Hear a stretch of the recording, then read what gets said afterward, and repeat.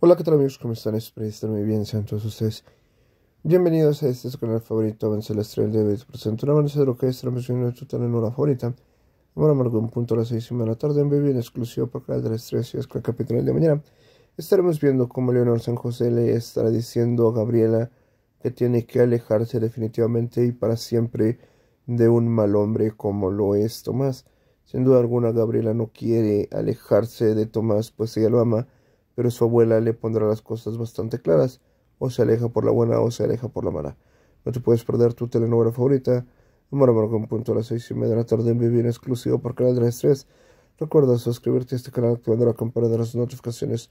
Soy tu amigo el Flaco, nos vemos en un próximo video. Cuídate mucho y que estés muy pero muy bien. Hasta la próxima.